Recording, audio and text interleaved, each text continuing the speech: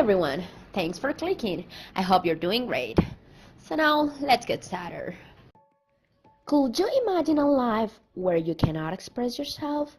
Living in a society that hates you and severely persecutes everyone who believes in what you believe? What would you do if your life was in danger because of your religion? This was exactly the kind of life Puritans were having in England. Who were the Puritans, you may ask? Well, they were Protestant reformers who originated in England in the 16th and 17th century. Puritans were highly critical of English established church. As a result, they were severely persecuted. Puritans were looking for freedom, so they found a way, they found America, and led by John Winthrop, they spread to American colonies. So, what do you think they wanted to accomplish? Well, their main goal was to purify religion and politics of corruption. People who didn't conform to the strict codes of the Puritan leaders were put on trials as witches. Some were executed. The most infamous examples were the Salem witch trials of 1692. Why are we talking about Puritans? Because Puritan's legacy has become a permanent part of the American culture. Actually, they founded Harvard in 1636, which is the oldest and best university in the United States. Also, most of the literary works from the colonial period are written by Puritans. One of the main authors is Cotton Mather. So, let's talk about him.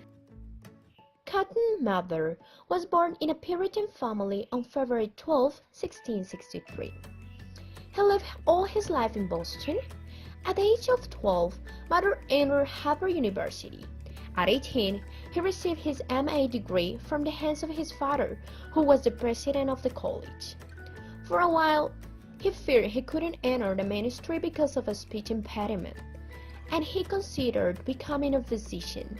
The subject of medicine was of lifelong interest to him.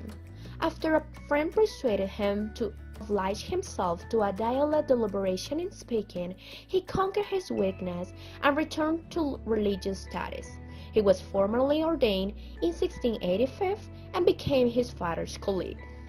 He devoted his life to praying, preaching, writing, and publishing. Cotton married 3 times and had 15 children. He published around 280 distinct items. He did write a letter to Magistrate John Richards of Boston urging caution in the use of spectral evidence during the Salem trials. He is perhaps best remembered today for his role in the Salem witchcraft trials. He even wrote a book named Wonders of the Invisible World, subtitled as Observation as well as Historical as Theological upon the nature, the number, and the operations of the devils. With this book, Mather meant to expose witchcraft and to support his friends in the government.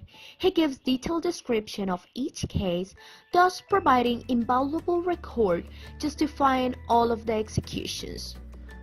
What would you do if you were falsely accused of something? Probably you would say you will find a good lawyer and prove your innocence.